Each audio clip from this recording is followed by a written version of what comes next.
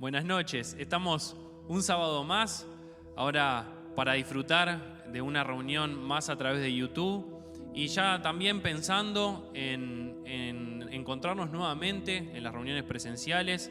Así que estén atentos a novedades que seguramente en breve vamos a estar reuniéndonos, por supuesto cumpliendo todos los protocolos necesarios y que tenemos que cumplir para cuidarnos entre todos, pero vamos a estar retomando las reuniones presenciales. Así que, como habíamos dicho también sábados anteriores, si de repente te prendiste a las transmisiones y querés juntarte con nosotros, vas a tener las vías de comunicación, podés escribirnos a través del mail, a través de Facebook, pero queremos de veras encontrarnos todos y poder disfrutar juntos. Pero ahora vamos a estar alabando a Dios y donde estés, te invito a que nos acompañes y podamos cantar Tú, Señor, eres el Rey, y también alabarle con todo nuestro corazón y escuchar, prepararnos para escuchar lo que Él tiene para nosotros. Y decimos, Señor, Tú eres el único Rey de nuestra vida.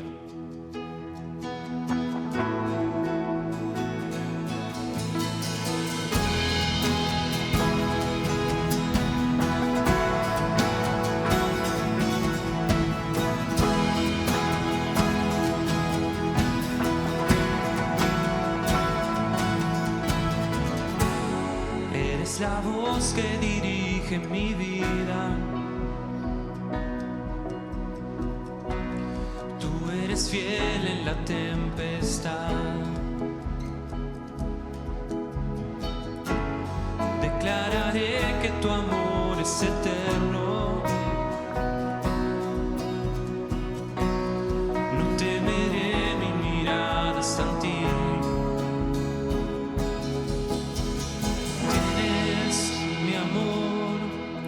Todo mi corazón, tu nombre levanto hoy, eres Rey. Eres mi luz, el principio y el fin. Siempre yo te buscaré, eres Rey.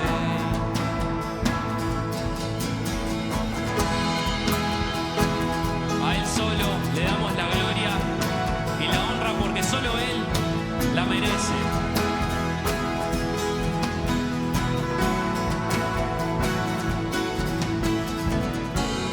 En el desierto tu amor es un río y tus caminos perfectos son. Puedo sentir el soplar de tu viento y voy tras él donde quiera que va. Tienes mi amor, todo mi corazón, tu nombre levanto hoy, eres Rey. Eres mi luz, el principio y el fin. Siempre yo te buscaré, eres Rey. Recibe nuestra adoración. Seguiremos su voz. Recibe nuestra adoración. Seguiremos su voz. Ilumínanos, enséñanos a amar como tú, oh Jesús.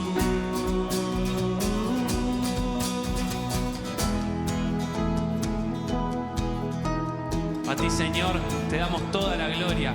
Enséñanos a amar como tú. Enséñanos a ser más como vos, Señor.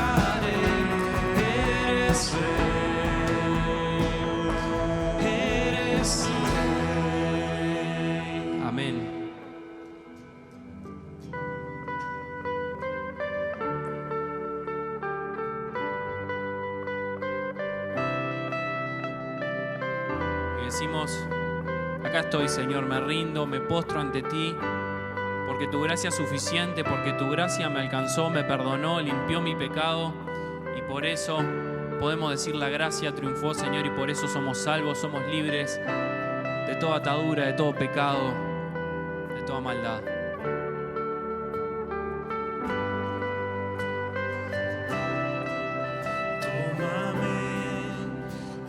Manos que hicieron los cielos, hállame en la gracia que me redimió,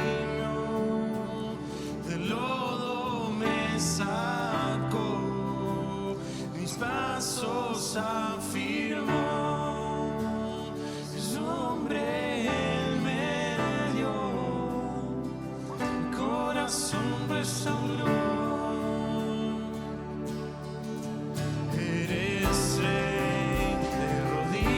Proclamo tu gloria y de pie, sin temor ahora puedo cantar.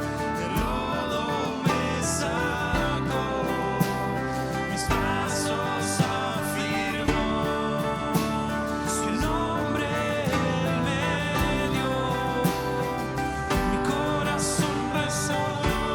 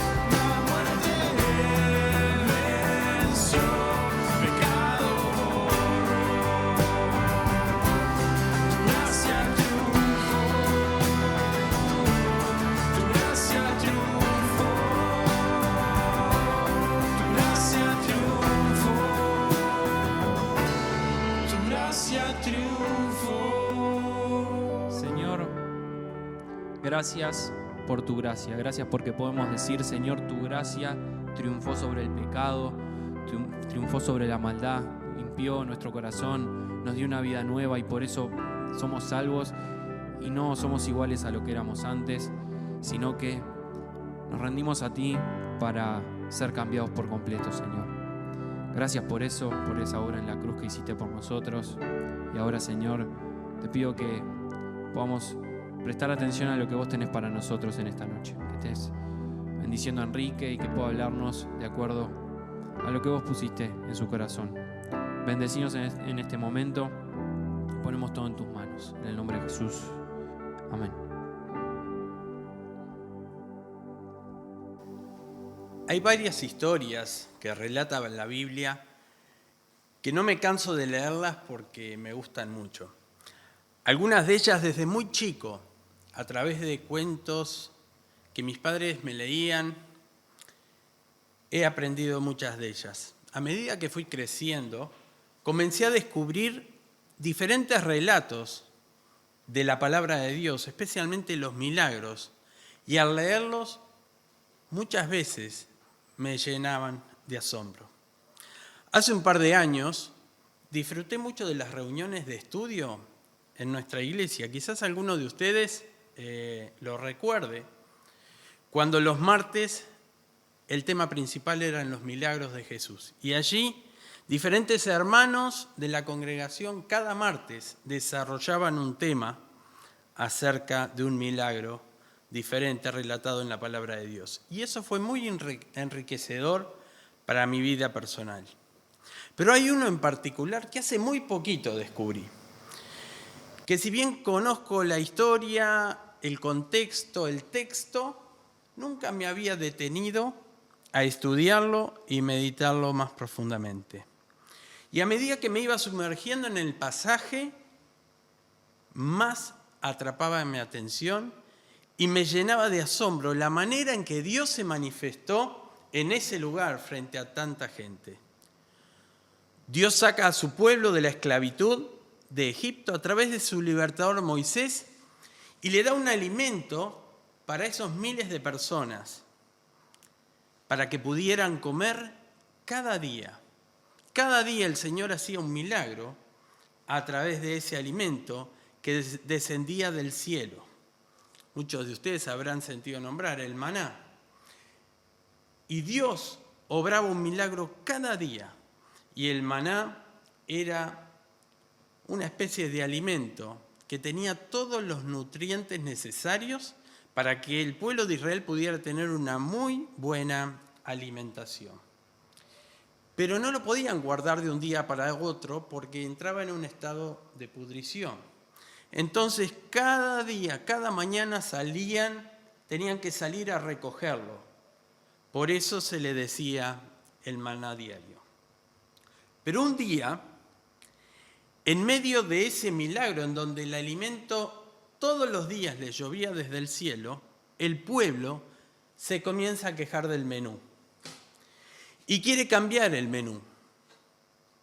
En conclusión, se quejan de la comida que estaban recibiendo día a día. Y de esto justamente te quiero hablar en esta noche. Este suceso bíblico se encuentra en el libro de Números, capítulo 11, versículos 4 al 6. Yo lo voy a estar leyendo en la Nueva Versión Internacional. Y ahí está la queja que irónicamente los israelitas hacen. Se quejaban de un milagro mientras recibían otro. Es una ironía, obviamente. Números 4 relata el incidente y dice así, Números 11, versículo 4. Y también los israelitas volvieron a llorar y dijeron, ¿quién nos diera carne? ¿Cómo echamos de menos el pescado que comíamos gratis en Egipto? También comíamos pepinos y melones, y puerros, cebollas y ajos. Pero ahora tenemos reseca la garganta y no vemos nada que no sea este maná. Evidentemente querían comer carne. Querían otro menú y como uruguayo que soy, lo entiendo. ¿Cuántas reuniones de amigos o familiares van acompañadas de carne a la parrilla, el famoso asadito que reúne a mucha gente en nuestros días? Pero los israelitas piden este milagro y creo que ellos tenían una memoria selectiva, porque ellos se olvidaron que si comían gratis, como dice el pasaje, era porque eran esclavos en Egipto. Por eso comían gratis. No eran libres. Y no solo eran esclavos, sino que habían sido víctimas posiblemente del primer genocidio de la historia.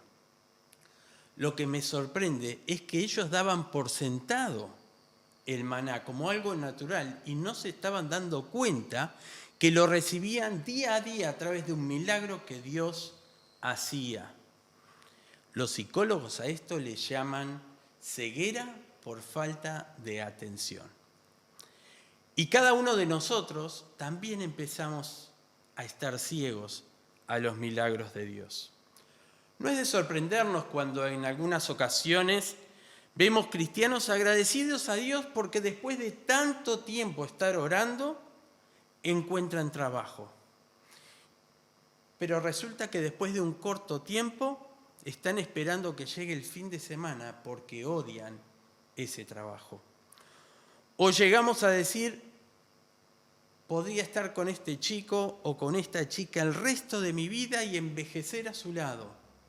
No pasa mucho tiempo en que algunos dicen, no sé cómo me casé y cómo me metí en esto. Quita el romanticismo de la ecuación y solo queda la rutina. Y lo sagrado de un matrimonio también puede volverse rutinario, común, aburrido, y no solo en el orden espiritual, sino también en el orden en que vivimos. No estoy diciendo que todas las rutinas son malas. Todos tenemos la rutina de bañarnos, lavarnos los dientes, estar prolijos, y más vale que lo hagamos por el bien de los de tu casa y también del resto de las personas que te rodean. Y yo te aconsejo que lo sigas haciendo. El problema es cuando la rutina te saca de aquello que debería asombrarnos. Hay un pueblo acá que está cansado del menú y quiere comer carne. Y Dios le dice a Moisés, tranquilo, yo les voy a dar carne, y no solo para que coman un día, sino todo un mes. Vamos a ver allí en Números 11, versículos 21 y 22, ¿qué le dice Moisés a Dios? Versículo 21, me encuentro en medio de un ejército de 600.000 hombres, ¿y tú hablas de darles carne todo un mes? Aunque se les degollaran rebaños y manadas completas, ¿les alcanzaría? Y aunque se les pescaran todos los peces del mar, ¿eso les bastaría? Moisés está haciendo todos los cálculos posibles, logísticos, matemáticos, y ninguno es viable. ¿Estuviste alguna vez en esta situación que dices, hice todos mis cálculos y no me da? Dios te guía y dice que comiences un emprendimiento X y tú haces los cálculos y no te da. Dios te guía para que desarrolles un ministerio y tú haces las cuentas y no te da. La logística, el sentido común, los números en el Excel te dicen que no, pero la fe te susurra que sí. Ojalá la fe gritara, pero la fe siempre susurra. El sentido común grita, ¡no! La mayoría de la gente hoy en día se mueve por el sentido común. Y te dicen, ¿vas a orar? Y la fe susurra, sí, pero los cálculos no te dan. Los cálculos no le dan a Moisés. Y se pone a debatir con Dios y le dice, ¿cómo le vamos a dar de comer a 600.000 hombres? Y allí la palabra de Dios habla de hombres, no se está tomando en cuenta ni las mujeres ni los niños, se calcula que eran varios millones de personas. ¿Cómo Dios le vas a dar de comer carne durante un mes? Quizás Dios esté hablando a alguien que me está escuchando a través del monitor y que está haciendo cálculos hace semanas y las cuentas no le están dando. Y estás deteniendo lo que Dios quiere darte, lo que soñaste que Dios iba a hacer. La visión que Dios te dio es más grande que tu bolsillo. Dios no está mirando tu cuenta bancaria. Dios no está mirando tus ahorros. Dios usa gente que dice, yo no tengo recursos. Y Dios te dice, no te preocupes, de eso me ocupo yo. Tú tienes solamente que creer. Mientras meditaba en este pasaje bíblico en Números, Dios estaba hablando a mi corazón y venían a mi mente diferentes situaciones que me han tocado vivir en el aspecto personal y como familia, donde Dios se manifestó a través de un milagro transformando la situación. Podría mencionar varios sucesos que he vivido a lo largo de estos años, pero voy a mencionar uno de los más recientes, cuando decidimos, mi esposa y yo, transitar el camino de la adopción. Tomar la decisión de adoptar no fue nada fácil. Quizás en otra ocasión pueda compartirles el testimonio en detalle. Muchas voces escuchábamos a través de comentarios como, no se metan, los casos son complicados, no les van a dar lo que desean. La mayoría de los comentarios eran negativos. Si bien en varias oportunidades la duda quiso instalarse en mi hogar, nunca dejamos de dar pasos de fe, siempre aferrados a nuestro Dios y siempre convencidos que Dios tenía preparado un plan especial a través de este proceso. Fueron alrededor de 7 años, de principio a fin, donde vimos cómo Dios se manifestaba a través de distintos milagros. Transformó situaciones que eran imposibles a los ojos de muchos, incluyendo a varias personas del equipo de educadores y profesionales del INAU. Se fueron dando hechos que nos confirmaban que Dios estaba con nosotros y todo lo que hacíamos, Él lo prosperaba en trámites judiciales, en reuniones, en encuentros y, por mencionar uno, cuando entramos al RUA. Quienes no saben, el RUA es la sigla de Registro Único de Adopciones. Teníamos más de 40 familias en lista de espera para adoptar adelante nuestro y nos llamaron a nosotros. Situaciones similares como estas, un montón. Hoy estamos convencidos, luego de haber vivido todo este proceso, que en nuestro caso fue prácticamente perfecto, en todo sentido hablando. Y ahora te pregunto, ¿a ti te parece que fue por nuestra capacidad o porque tuvimos suerte? No. Fue Dios transformando situaciones imposibles a los ojos de los hombres en situaciones posibles durante todo ese periodo. Y este aprieto de Moisés me hace recordar otro episodio que sucedió muchos años después, donde había solamente 5 panes y 2 peces para alimentar a 5.000 personas, sin contar las mujeres y los niños. Si yo sumo 5 más 2, me da 7. Pero si metemos a Dios en la ecuación, tal cual la Biblia lo relata, 5 por 2 es igual a 5.000. ¿Y por qué digo por 2? Porque nosotros siempre acostumbramos a sumar y restar, pero Dios es especialista en multiplicación. Cada vez que la palabra de Dios habla acerca de situaciones o cosas que tenía en su mano y Dios obró un milagro, multiplicaba, de tal manera que sobraron 12 cestas llenas que no sabían ni siquiera dónde ponerlas. Cuando Dios entra en la ecuación, una simple suma se transforma en una multiplicación milagrosa. Esto también me llevó a pensar y recordar cómo Dios ha provisto todo lo necesario para construir el templo de Pinar. Que si Dios quiere, y es nuestro deseo en poco tiempo, poder entrar en los detalles finales y poder inaugurarlo. Como también ha provisto para el desarrollo en el centro juvenil, que ahora mismo estamos disfrutando y haciendo diferentes actividades. ¿Me estás escuchando? Presta atención. Cuando comenzamos con estas obras, la suma de los números no daba.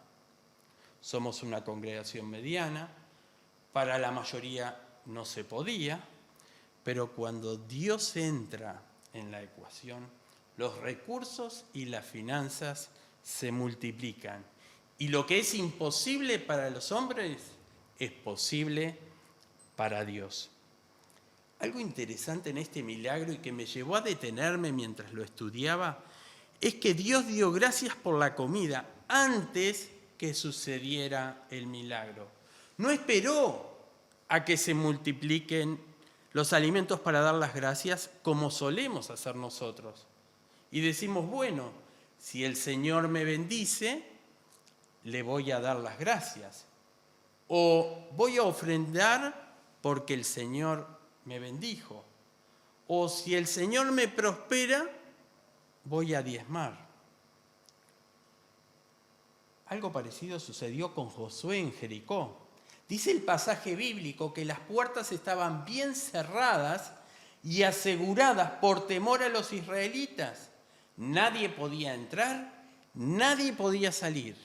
Pero Dios le dice a Josué, he entregado a Jericó en tus manos. Antes de la batalla, Dios le dice, he entregado. Notemos el tiempo verbal. Lo lógico que sería, Josué, te lo voy a entregar, andá y peleá.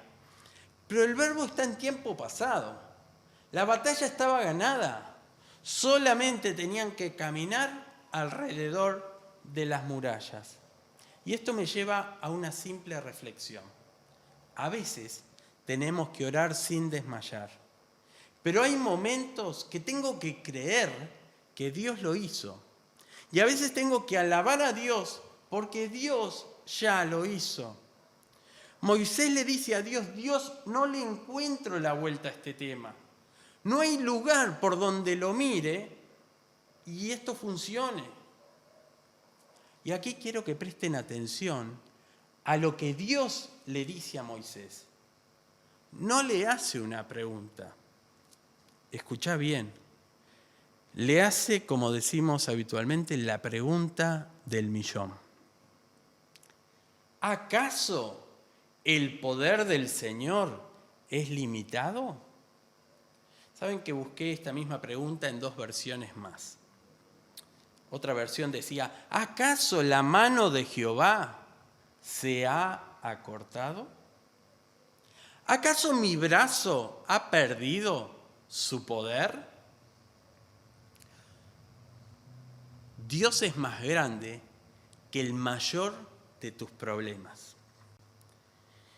En el versículo 19 del capítulo 11, Dios le dice a Moisés que le diga al pueblo, dile a mi pueblo que van a comer carne hasta que les salga por las narices y les provoque náuseas. Así será durante un mes.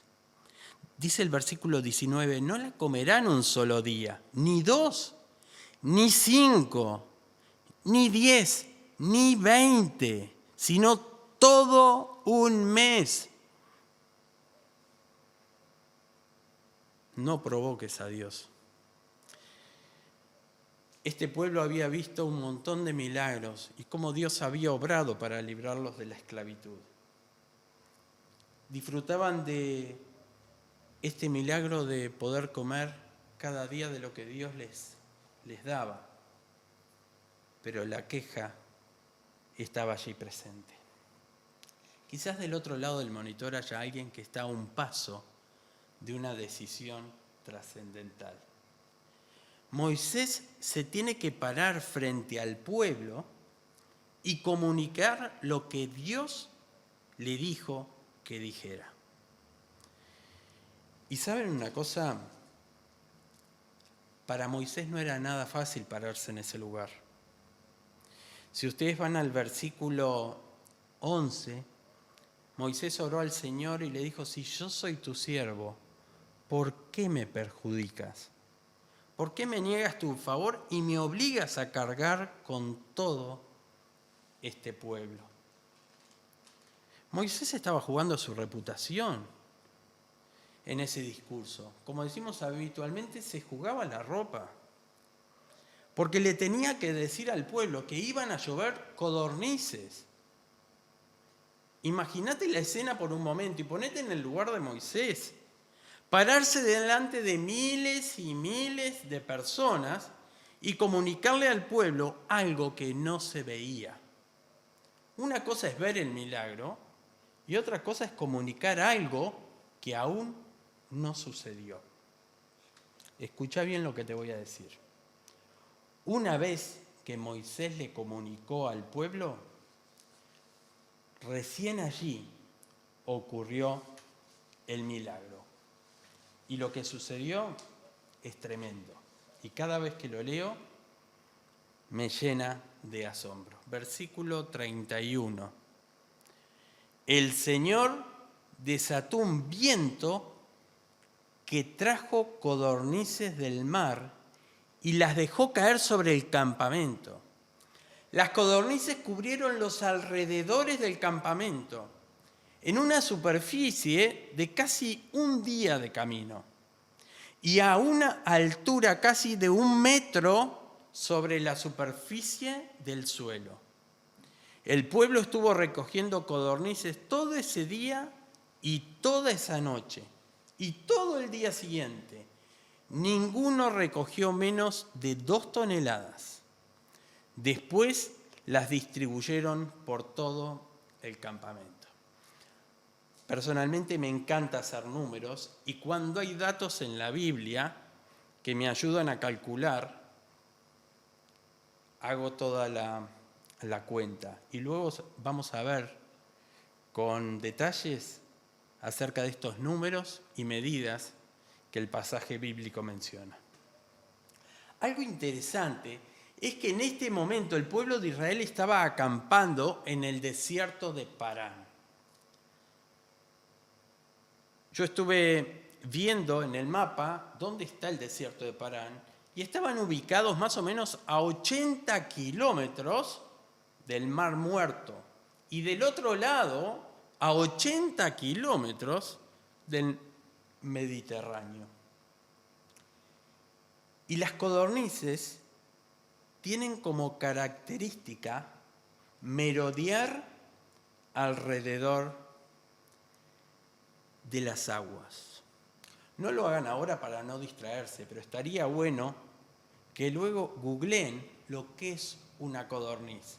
Seguramente algunos escucharon nombrarla, pero no tienen ni idea de cómo es. Tenían la característica que merodeaban alrededor de las aguas. Tendría que ser un viento muy fuerte para arrastrarlas tierra adentro, 80 kilómetros, hasta donde estaba el pueblo de Israel. Y quizás algunos se pregunten, ¿y por qué caían del cielo muertas? El texto bíblico lo dice, que llegaron hasta arriba del pueblo y caían y las dejó caer sobre el campamento. ¿Ahora qué? ¿Llegaron ahí y se querían suicidar las codornices? Hay una característica de estas aves. Y es que cuando se agotan de tanto estar aleteando y aleteando, caen como bombas, como si fuera granizo, como piedras caen al suelo. No es que caen suavemente aleteando, no. Caen como bombas al piso. Y me imagino que más de un israelita se comió unos cuantos bombazos en la cabeza, porque estos bichos caían y caían de a miles y miles y miles. Caían como bombas.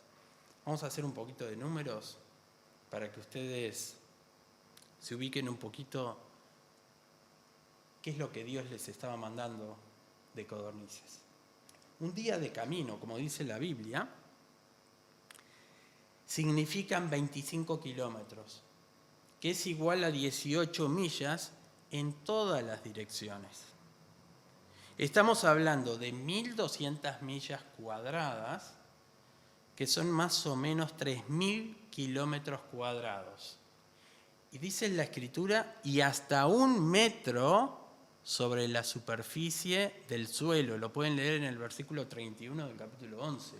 Hasta 1 metro. Yo me pongo a pensar y me imagino esa foto, todas las codornices apiladas una arriba de la otra, en esa superficie enorme y todavía 1 metro arriba de la superficie del suelo. ¿Saben cuánto significa eso? El texto original dice que cada israelita no recogió menos de 10 homers. 10 homers por 600.000 hombres es igual a 6 millones de homers. Un homer es igual a la medida del grano seco, que equivalía a 200 litros. Eso quiere decir que exactamente llovieron 105 millones de codornices. 105 millones de codornices. Y estas cuentas, no es que a mí se me ocurrió decir este número y tal, se desprenden matemáticamente del cálculo de los datos que nos deja el pasaje bíblico aquí en Números. Cuando Dios obra a la manera de Dios, suceden cosas extraordinarias. Hay una canción que cantamos, no muy seguido, pero que dice: sendas Dios hará donde piensas que no hay. Él obra en maneras que no podemos entender. Cuando comenzamos la escuela, una de las primeras cosas que nos enseñan, entre otras, son las tablas. Y ahí nos enseñan a multiplicar por 2, por 3, por 4, etcétera, etcétera. Cuando Dios te da, no te da lo justo. Nunca le vas a ganar a Dios en generosidad. Cuando Dios te bendice, te envía 105 millones de codornices. Algo que aprendí en estos días es que cada vez que Dios entra en una acción matemática, no suma. Dios multiplica. Dios es experto en multiplicaciones. Vos no sabés hasta dónde Dios te puede llevar si crees en un Dios que cuando bendice, no te bendice para una vez, sino para muchas veces. No sigas a la mayoría usando el sentido común. El Señor, así como desató un viento para atraer 105 millones de codornices, puede desatar cualquier situación para bendecir tu vida, tu ministerio, tu familia o tu entorno. No limites a Dios con tus pensamientos o acciones. Enfócate en Él. Depende de Él. Hazlo parte activa de tus planes y proyectos de vida. Para terminar, te repito la pregunta del millón, que Dios le hizo a Moisés y te la hace a vos que me estás escuchando. ¿Acaso el poder del Señor es limitado? Que Dios te bendiga.